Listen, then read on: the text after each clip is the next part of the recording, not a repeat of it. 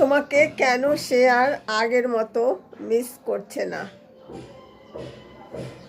একবার ভেবে দেখো তো, বা ভেবে দেখুন তো, এমন কিছু আপনি করেছেন কি না যার জন্য সে আপনার থেকে দূরে সরে যাচ্ছে, আপনাকে মিস করছে না? আপনি কি সব সময় প্যারাসাইটের মতো তার সাথে লেগে আছেন? সব সময় কল করছেন, সব সময় মেসেজ করছেন, সব সময় তার সাথে থাকতে চাইছেন, তাকে একটুও স্পেস দিচ্ছেন না? যদি এগুলো করে থাকেন তবে এগুলো করা বন্ধ রাখুন। দেখুনই না কি হয়। আপনি যদি তাকে স্পেস না দেন, তার থেকে একটু দূরে না যান, তবে সে কখন আপনার কথা ভাববে এবং কীভাবেই বা আপনাকে মিস করবে? তার চেয়েও বড় কথা, এই যে সব সময় যদি তার সাথে ঘুরবেন, তার সাথে থাকবেন, তার সাথে ফোনে বাবু কি খাচ্ছ, কি করছো, খেয়েছো কি না, ঘুম থেকে উঠেছো, এখন কোথায়, এইগুলো যদি সব সময় করতে থাকো তাহলে কিন্তু এক সময় সে ইরিটেট হয়ে যাবে। সে তোমার থেকে দূরে থাকতে চাইবে। একটু ছাড় দিতে হবে। খোলা আকাশ। প্রেম, ভালোবাসা, সম্পর্ক মানে কিন্তু একটা শিকল দিয়ে বেঁধে রাখা নয়, তাকে উঠতে দেওয়া। সে যদি তোমার থাকে তবে সে তোমার কাছেই আসবে। অতিরিক্ত কোনো কিছু ভালো না। আর সব সময় যে তার সাথেই টাইম স্পেন্ড করতে হবে, সমস্ত অকেশনগুলো তার সাথেই সেলিব্রেট করতে হবে, তা কেন?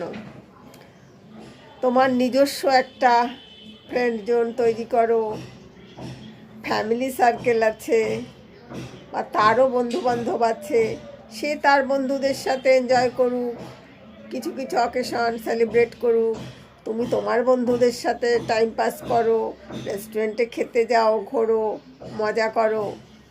তারপর ফোন করে সেই সব কথাগুলো না হয় রাত্রে তার থেকেও শোনো সে সারাদিন কি করলো, তুমিও সারাদিন কি করলে। দেখবে এতে সম্পর্কের ভিত কিন্তু অত্যন্ত মজবুত হয়। কিন্তু সব সময় গোয়েন্দার মতো অনুসরণ করলে, কি করছে, কি খাচ্ছে, কে ছিল, কার সাথে ছিল, এই সমস্ত করতে গেলে এক সময় কিন্তু তার মন থেকে তুমি অনেকটাই সরে যাবে। নিজেকে মূল্যহীন একেবারেই করে তুলো না। এই যে তুমি সব সময় তাকে ছাড়া কিছু বুঝছো না, তার জন্য সব সময় কাঁদছো, তার জন্য মন খারাপ করছো, সে না থাকলে তোমার কিছু ভালো লাগছে না, না, এটা একদম করবে না। নিজের একটা কাজের জগৎ তৈরি করো। এই না যে তোমাকে অফিসে চাকরি করতে হবে, বিজনেস করে টাকা রোজগার করতে হবে, তা না। সবাই সবটা পারে না বা ভালো লাগে না। তুমি বই পড়া অভ্যেস করো, বন্ধুদের সাথে ঘোরো ফেরো, ঘরের কাজ করো, গার্ডেনিং করো, তোমার আঁকা আঁকির শখ থাকলে সেটা করো। এইরকম অনেক কিছু করে নিজেকে ব্যস্ত রাখা যায়। তখন দেখবে আর প্রতি ক্ষণে ক্ষণে তোমার ঠিক তার নাম্বারে ফোনে হাত চলে যাচ্ছে না। নিজেকে নিজে যদি তুমি ভালো না বাসো, নিজেকে নিজে যদি গুরুত্ব না দাও, তাহলে তুমি কি করে আশা করো অন্যেরা তোমাকে ভালোবাসবে? তাই সবার আগে নিজেকে মূল্যবান করে তোলো, নিজেকে গুরুত্বপূর্ণ করে তোলো। আর যখনই তোমার একটা নিজের কাজের জগৎ তৈরি করবে, যদি সেটা ক্যারিয়ার হয় সেটা তো আরও ভালো। যখনই তুমি সাফল্য পাবে, সফল হবে, তখন দেখবে অটোমেটিক তোমাদের সম্পর্কেরও কিন্তু অনেক পরিবর্তন হয়ে যাবে। আর ওই যে বললাম, সেটা না পারলেও অন্যান্য অনেক কাজ আছে যেটাতে নিজেকে ব্যস্ত রাখো। কোনো সমাজসেবামূলক কাজ করো, গরিবের বাচ্চাদের পড়াও, নিজে কিছু শেখো, আত্মীয়দের সাথে সময় দাও, বন্ধুদের সময় দাও, এইভাবে নিজেকে এনগেজ রেখে একটা নিজেদের মধ্যে স্পেস তৈরি করো। এইবার দেখো কি হয়। সে তোমাকে ফোন করতে, মূল্য দিতে বাধ্য।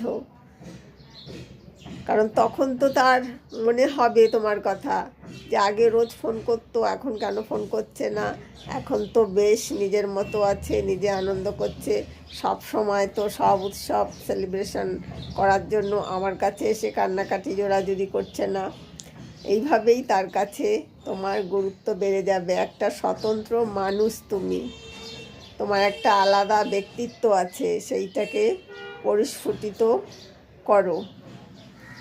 তাহলেই দেখো ম্যাজিকের মতো সব কিছু পাল্টে যাবে, আর কান্নাকাটি করতে হবে না। আর যদি সত্যি সে আর তোমার সাথে সম্পর্ক রাখতে চায় না, সত্যি সম্পর্কটার এতটাই অবনতি হয়েছে যে এটা আর ঠিক হবার কোনো উপায় নেই, তবে অবশ্যই বলবো সেটার থেকে সরে আসাটাই বুদ্ধিমানের কাজ হবে। নয়তো প্রতিনিয়ত মন খারাপ, অসম্মান, লাঞ্ছনা এইগুলোর মধ্যে থাকতে থাকতে এক সময় তোমার মাথা খারাপ হওয়ার অবস্থা হবে। তাই এই সমস্তগুলো একদমই করবে না। তুমি যদি নিজে হ্যাপি না থাকো, সুখী না থাকো, তাহলে অন্যকে কি করে হ্যাপি রাখবে? আর একটা জিনিস জানবে, একজন আনহ্যাপি মানুষের সাথে কিন্তু কেউই থাকতে চায় না। তাই সবসময় খিটখিটে নয়, সবসময় তেড়ে ফুঁড়ে রেগে, কেন এটা আমাকে বলনি, কেন এটা আমার কাছে লুকিয়েছো, এই সমস্তগুলো করবে না।